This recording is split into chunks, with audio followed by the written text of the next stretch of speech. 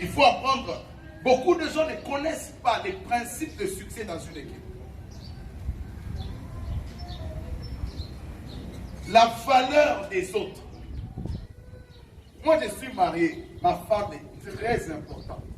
C'est la personne la plus importante dans ma vie. Je la respecte beaucoup. Parce que moi, je ne peux pas porter un bébé 9 mois dans mon ventre. Michouès, ça m'y est belle. Il n'a même pas si taouira. C'est taouira. Mais la femme, elle peut porter. Donc, c'est très important de réaliser l'importance des autres dans l'église, dans une équipe, dans le travail que nous faisons. Donc, voilà les quelques ennemis du travail en équipe. Alors, j'ai quelques lois ici, mais je vais juste citer quelques lois qui peuvent nous aider à travailler en équipe. Je vais seulement les citer un peu plus rapidement et on va terminer. La première loi, ce sont des lois, ce ne sont pas des secrets, ce sont des lois que le docteur John Maxwell a évoquées dans ses livres. Alors je vais y aller un peu plus rapidement. Première loi du succès dans une équipe. La loi du mythe de la grandeur. La loi du mythe de la grandeur seule. C'est quoi cette loi? C'est une loi qui dit ceci. Personne ne peut atteindre la grandeur seul. Personne ne peut atteindre la grandeur seul. Retenez cette loi. C'est une loi. Ça veut dire que c'est un principe qui ne peut pas changer. Personne ne peut atteindre la grandeur seul. C'est que si aujourd'hui tu es grand, quelque part, quelqu'un t'a aidé. Amen, amen. Amen. Amen, amen. Amen. Amen, amen. Amen. Personne ne peut atteindre la grandeur seul. Personne. Si tu es footballeur, tu as un entraîneur. Si tu es boxeur, tu as un entraîneur. Si tu es homme d'affaires, quelqu'un t'a donné le capital. Si tu as écrit un livre, quelqu'un a saisi pour toi. Bon, en fait, si tu as organisé ça, c'est pas toi qui as tout fait ici, hein. C'est pas toi. Donc la gloire et le succès de cet événement, c'est pas toi. Donc personne ne peut atteindre la grandeur seul. Si tu veux être grand, associe-toi à d'autres personnes. Et je t'ajoute même, si tu veux être grand, ne sois pas intimidé par la grandeur des autres. J'ajoute, la qualité de ceux qui t'entourent déterminera ta grandeur. Comme on a faible, en d'autres termes, tu deviens faible. Mais si tu choisis des gens forts autour de toi, tu deviendras. Je ne sais pas si quelqu'un me comprend ce soir. Jack Welch, il a été le CEO de General Electric, c'est une grande entreprise aux États-Unis. Il dit ceci: la plus grande tâche d'un leader, c'est le choix de ses collaborateurs. Je répète encore, la plus grande tâche d'un leader, c'est quoi? Ni et ni mon pasteur, chichakula que bantu kichakule chakule.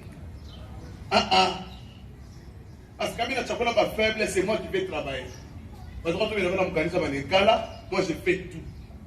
Mais si tu as choisi des hommes forts, tu vas réussir. Alors dis à ton voisin, ne sois pas intimidé par ma force.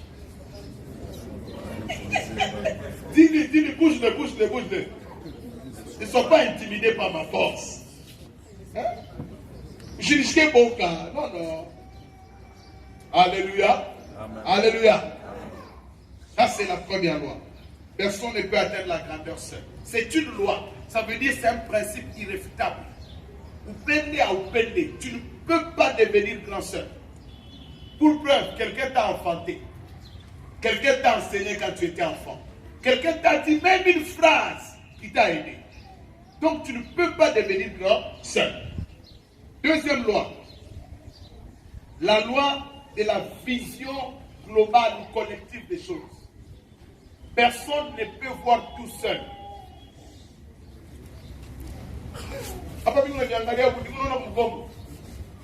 Mais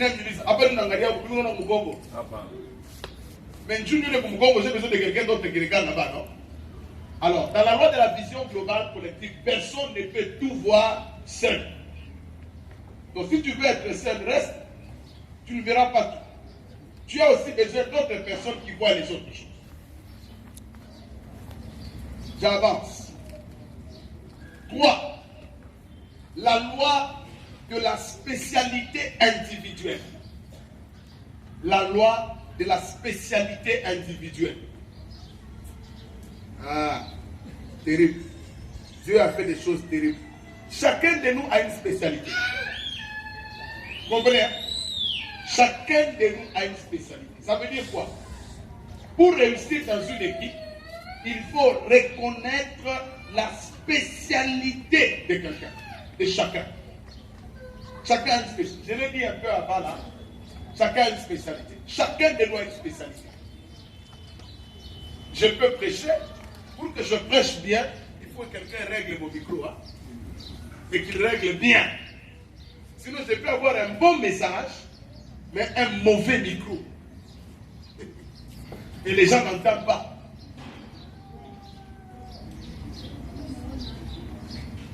La loi de la spécialité. Et vous devez reconnaître la spécialité de chacun et de chaque personne autour de vous.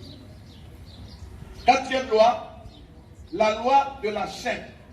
Ici, je devais démontrer ça. Je croyais qu'on allait être dans une salle, mais hélas, on n'a pas de salle ici. La loi de la chaîne.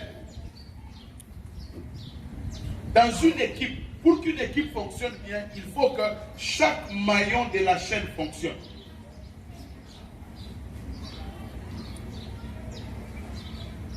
La loi de la chaîne. Si vous avez un stylo, on fait la mathématique. 10 fois 10 égale combien? 100.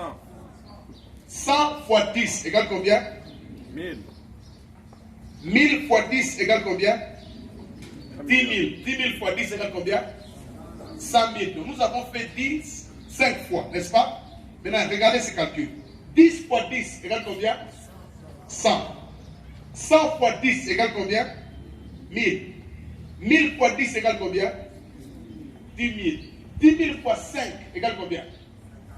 50 000. Pourquoi est-ce que dans la première équation, on a trouvé 100 000, dans la deuxième équation, on a trouvé 50 000? Pourquoi? Qui peut me répondre? Pourquoi? Pourquoi? C'est simple. Pourquoi, Justin?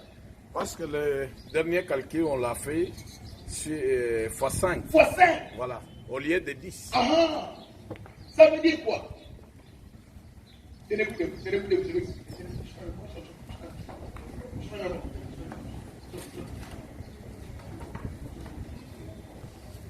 Je vais expliquer ça. Un enfant, petit bien. Oui, petit, petit. Ah, toi bien. Bien.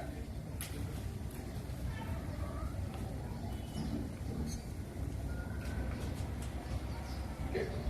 Si tu veux que 5, n'est-ce pas? Je sais pas, 7, garde 7. Nous devons peut-être tirer une corde, ou bien nous devons pousser, et puis nous mettons cet enfant au milieu. Ok? On va pas dire que nous connaissons ça, on a fait. N'est-ce pas? Ok? 1, 2, 3, 4, 5, 6, 7, 8. 8 personnes. Faites les blancs que vous 8. Elle va prendre un peu. Oui. Non, je ne vais pas dire. Je ne vais pas dire. Je ne vais pas dire 5, 8. 8, je ne vais pas dire. Ça fait combien? 1, 2, 3, 4, 5, 6. 2.